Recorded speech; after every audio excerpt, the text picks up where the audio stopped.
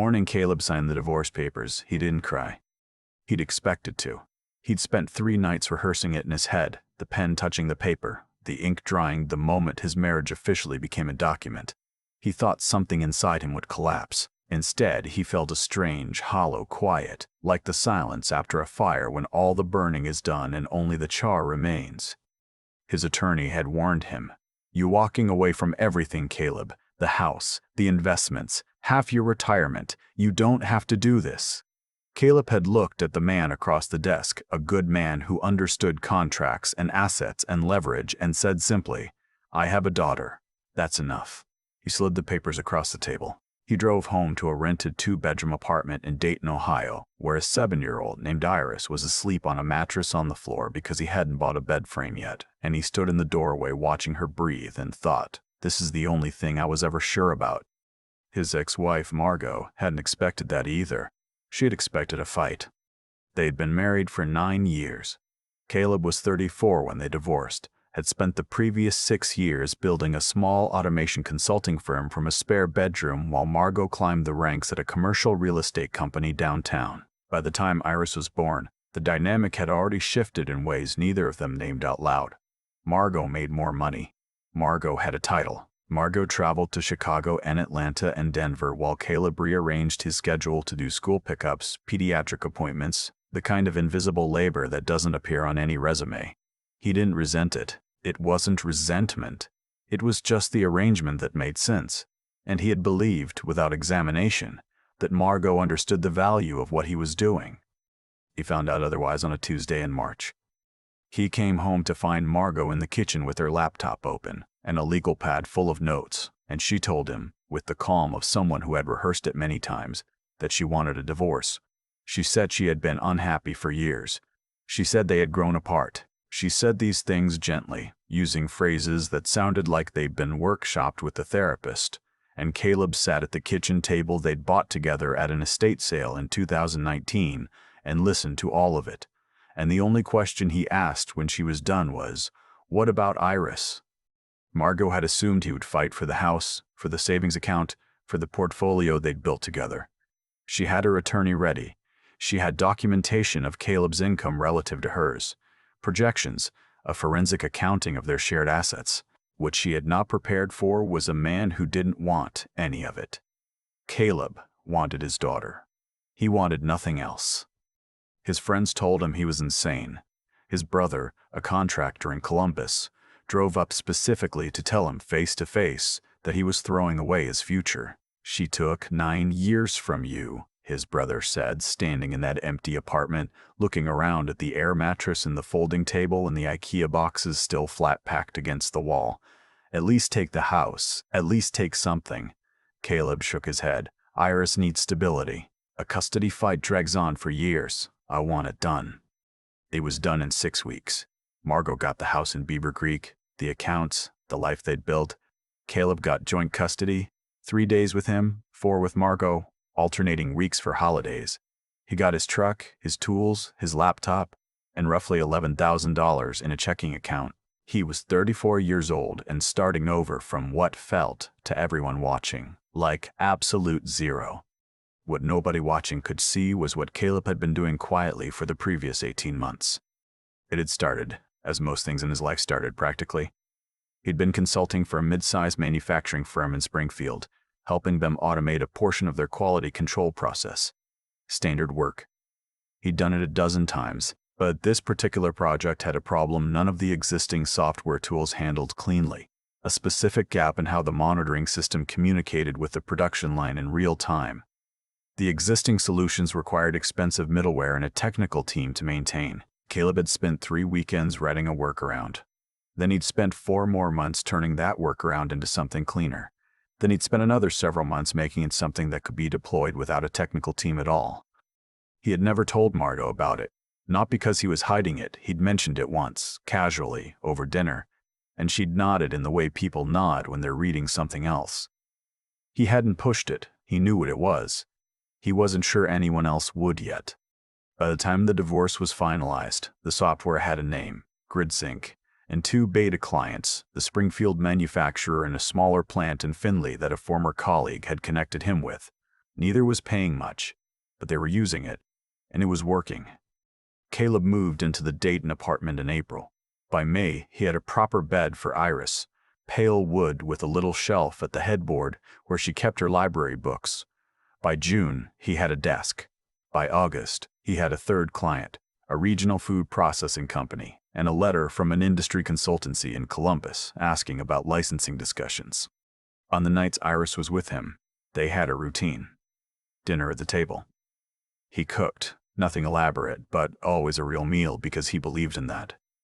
Homework at the kitchen table, then an hour of whatever she wanted, sometimes a game, sometimes a show, once an entire evening of making origami cranes from printer paper because she'd seen it in a book and become obsessed. He would sit across from her folding increasingly lopsided cranes and watch her brow furrow in concentration and think, I would burn every version of my life for this one.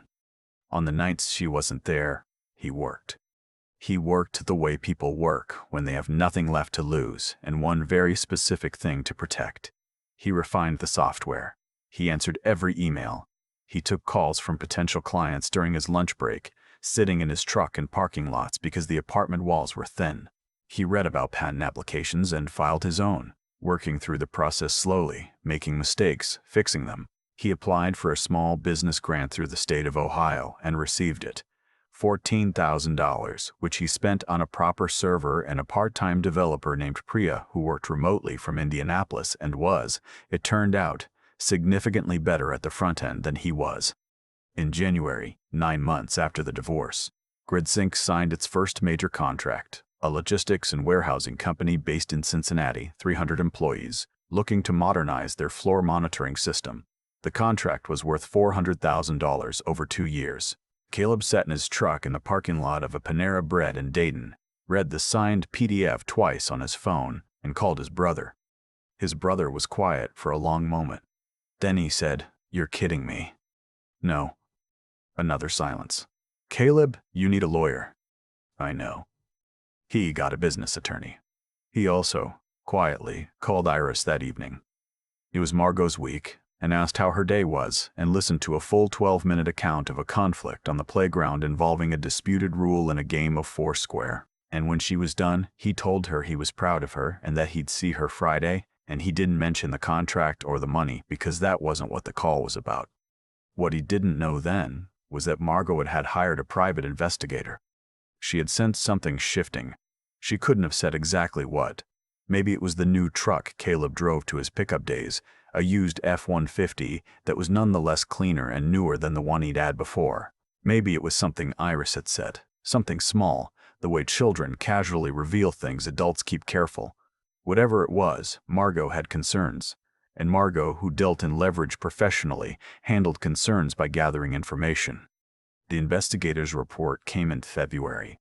By March, Margot's attorney had filed a motion to modify the custody arrangement. The paperwork alleged that Caleb's financial situation had materially changed since the divorce, that he had concealed assets, that the original settlement had been agreed to under false pretenses. The attorney was requesting a full financial disclosure, a review of the custody terms, and Caleb read this part twice, sitting at his kitchen table with Iris asleep down the hall. A psychological evaluation. He called his own attorney the next morning. She was a family law specialist he'd retained after the business grew. A composed woman named Adrian who had, in their first meeting, looked at his situation and said, "You know this is going to get ugly." He'd told her he understood. Now she listened to him read the motion aloud, and when he finished she said, "Okay, this is manageable, but I need everything. The timeline, the incorporation date, the beta clients, all of it. We're going to show them exactly what you built and exactly what." The hearing was set for late April. Caleb did not tell Iris. He told her he had some work meetings coming up that were important, that he might be tired for a few days, and she had looked at him with her particular expression, the one she'd had since she was a toddler, slightly too observant, slightly too perceptive for her age, and said, "Are you worried about something, Dad?" He had not lied to her in her whole life. He didn't start then. "A little bit," he said, "but it's going to be okay." She had accepted this with a gravity he found both heartbreaking and steadying. The night before the hearing, he sat at his kitchen desk until 2 a.m. going through every document Adrian had prepared. Incorporation filings, development logs with timestamps, client contracts, tax records, the patent application, the grant disbursement paperwork, a record of every single payment made to Priya, who had agreed to submit a statement. He had not hidden anything. There was nothing to hide. Every dollar he'd earned was documented, every date of development was timestamped, everything that Margot's attorney was implying, concealment, deception, premeditation, was contradicted by a clear and boring and thoroughly documented paper trail. He also, because he believed in the symbolic weight of things, went to pick up his car. He had ordered it in November, after the Cincinnati contract, and had said nothing to anyone outside of his brother. It was a Porsche 911 black, not yellow, not a Lamborghini, but his. Something he'd wanted since he was 19 years old and had decided, sitting in his father's driveway in Kettering, that someday he would earn one. He had earned one. He drove it to his apartment and stood in the parking lot looking at it for a while, and it was not about showing off. It was about knowing. The morning of the hearing was cool and overcast, that flat gray Ohio spring that can't decide whether to commit. Caleb wore a suit, not flashy, a dark navy he'd bought specifically for this, and drove downtown and parked in the garage adjacent to the courthouse. He was there 20 minutes early. He sat in the car and looked at the ceiling and thought about Iris asking him, 18 months ago now, when he was still living in an apartment with an air mattress and $11,000 and a half-built piece of software, "Are you going to be okay, Dad?" He had told her yes. He got out of the car, straightened his jacket, and walked in. The session did not begin dramatically. These things rarely do. There were motions and counter-motions, procedural language, Margot's attorney presenting their argument in measured professional terms. They alleged that Caleb had begun developing GridSync during the marriage, using marital time and resources, and had deliberately undervalued it during the divorce proceedings. They alleged the psychological evaluation request was warranted given the instability of his living situation at the time of the original agreement. Adrian waited. When it was their turn, she did not raise her voice. She presented the timeline. She presented the incorporation date, 4 months after the divorce was finalized.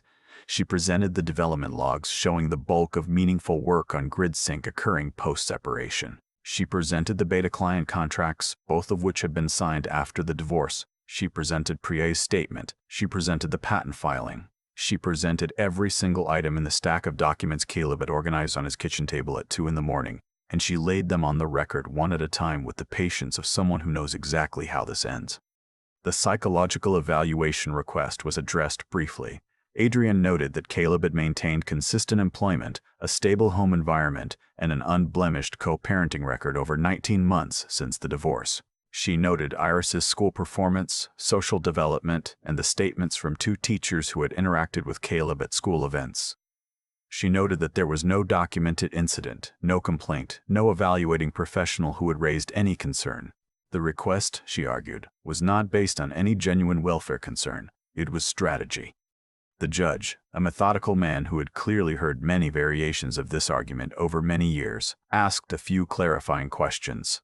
He reviewed documents. He was quiet for a moment that felt, to Caleb sitting at the table, considerably longer than it probably was. Then he denied the modification request, all of it. The financial disclosure claim, the custody review, the evaluation. Caleb did not react visibly. He had promised himself he wouldn't. He looked at the table in front of him and took a slow breath and thought about Iris. Outside the courthouse, Margot was standing with her attorney in the gray morning air. She looked tired. Caleb did not feel triumphant, looking at her. He felt something more complicated than that. A kind of grief, maybe, for the years they'd both lost, and something quieter underneath it that took him a moment to identify. Relief. Just relief. He walked to his car. He sat in the parking garage for a minute. He took out his phone. He didn't call his brother first. He called Iris's school. It was a Thursday, second period just ending, and asked to leave a message for her teacher to pass along. Tell Iris her dad called. Tell her he was thinking about her. Tell her he'd see her tomorrow morning, and they were getting pancakes. He drove home. On the way, he stopped at the office he'd signed a lease on 3 months ago. A real office, 1,200 square feet on the 4th floor of a building in downtown Dayton, with a conference room and 2 desks for full-time hires and a window that caught the western light in the afternoons. He parked the Porsche in the lot and went inside. Priya was there in person for the week, working at her desk. She looked up when he came in. "How'd it go?" she asked. "Fine," he said. It went fine. He sat down at his own desk. He opened his laptop. He had 3 emails that needed answering and a call at 2 o'clock with a potential client in Michigan who'd found them through a referral. He answered the emails. At 2 o'clock, he took the call. The Michigan company ran a network of cold storage facilities and had a monitoring problem that sounded, as he listened, almost exactly like the gap he first identified in that Springfield plant back when his marriage was still technically intact and his daughter was 6, and he had sat in a spare bedroom on nights he couldn't sleep, writing code not because he thought it would save him, but because it was the problem in front of him, and he had always his whole life been the kind of man who worked on the problem in front of him. The call ran long. When it was over, he sat back in his chair and looked out the window at the gray afternoon sky turning slightly gold at the edges. He picked up his phone and sent Iris a voice memo. He did this sometimes instead of calling, a minute or 2 of just talking, something small, something real, a thing he'd seen or thought about or something he wanted to tell her. That afternoon he told her about the goldfinch he'd seen on the window ledge of the office earlier in the morning, bright yellow against the concrete, impossibly vivid, gone before he'd had time to do anything but notice it. He told her he'd thought of her when he saw it. He told her he'd see her tomorrow. He set the phone down and turned back to the screen. There was still a lot of work to do. That was the thing nobody talks about in stories like this. The part after the vindication, after the hearing, after the moment the world finally catches up to what you already knew about yourself. Nobody tells you. It doesn't feel like an ending. It doesn't arrive with music. The work just continues and the next problem is already waiting, and the car is still in the parking lot, and your daughter still needs pancakes tomorrow morning, and somewhere across the city your ex-wife is living her life, and you are living yours, and the distance between those 2 facts is not bitterness anymore, just geography. On Friday morning, Caleb pulled up to Margot's house at 7:45 a.m. in the black Porsche. Iris came out the front door in her backpack and her purple jacket and stopped on the front step when she saw the car. Her eyes went wide. "Dad," she said, "whose car is that?"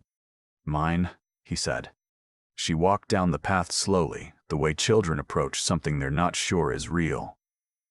She put her hand on the hood. She looked up at him. "Did you buy it?" "I did." She thought about this for a moment with the seriousness she applied to most things.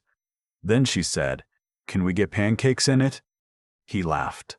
The first real laugh in days, maybe weeks, coming up from somewhere low in his chest. "Yeah," he said. "Get in." She climbed in and immediately began investigating every surface, every button, every compartment with the systematic curiosity that was entirely, completely hers. And he started the car and pulled out onto the street, and the morning was still gray and cool, and the maple trees were just coming into bud along the sidewalks of Margot's neighborhood, and Iris was saying something about a button that made the seat warm, and was that really a thing? Could seats really get warm? And he said yes, that was really a thing. They drove to the diner. They got a booth by the window. Iris ordered the chocolate chip pancakes and ate them with the focused happiness of someone for whom this is one of the best things life has to offer. And Caleb drank his coffee and watched her and did not think about the hearing or the software or the contract in Michigan or the next step or the step after that. He just watched his daughter eat her pancakes. He had promised her he would be there when she was big. She wasn't big yet. There was still time. So much time. And he intended to use all of it. I keep thinking about that parking garage. The way Caleb sat in his car before walking into that courthouse, not rehearsing arguments, not running numbers, just thinking about his daughter. That image stays with me longer than any of the dramatic moments in his story, because that's where the real thing lived, not in the courtroom, not in the contract, in a man sitting quietly with what mattered most to him before walking into the hardest room. What strikes me about Caleb isn't the Porsche. It isn't even the software company or the Cincinnati contract or any of the things that made the ending look like a victory. What strikes me is the sequence, the way every good thing that came to him came directly out of something he chose to do with integrity when nobody was watching and nothing was guaranteed. He could have fought Margot for the house. He could have hidden GridSync, delayed the divorce, used it as leverage. He didn't. He made a clean decision based on what he believed was right, and then he went home to his daughter on an air mattress in an empty apartment and got to work. That's the causality that I think people miss in stories like this. We see the Porsche and we think, luck, timing, some invisible hand rewarding the good guy. But the timeline tells a different story. Every single step of what Caleb built was a direct consequence of a decision he made from a place of clarity rather than fear. He knew what grid sync was worth. He knew what his daughter was worth. He acted on both of those things with his full intelligence, not blind optimism, not wishful thinking, but the specific, disciplined focus of a person who has decided what they're building and refuses to be distracted from it. That kind of focus is its own form of integrity. And integrity, I've come to think, isn't really about grand gestures. It's about what you do at 2 in the morning when you're tired and nobody is checking. Caleb organizing those documents at his kitchen table the night before the hearing. That's integrity. Not because it looked noble, because it was just the next right thing, done carefully when he could have let it slide. Then there's Iris, 7 years old, asking her father if he was worried about something and accepting his honest answer without drama. She learned that from somewhere. Children don't develop that kind of groundedness on their own. They absorb it from the adults around them who keep their word, who show up, who build something real instead of performing stability they don't actually have. Caleb gave his daughter a father she could read accurately, and that is a more significant inheritance than any contract or car. I think about the question she asked him early on. Are you going to be okay, Dad? And I think the reason he could say yes, the reason it turned out to be true, is that he never confused being okay with being comfortable. He was willing to be uncomfortable for a very long time in service of something that actually mattered. That willingness, sustained over 19 months of air mattresses in parking lots and 2 in the morning document reviews, is what people call resilience when they're being polite and grit when they're being honest. Character, clarity, persistence. Caleb didn't win because the universe decided to reward him. He won because he was, quietly and consistently, the same person in the hard moments that he wanted to be in the good ones. And Iris got her pancakes. That part matters too.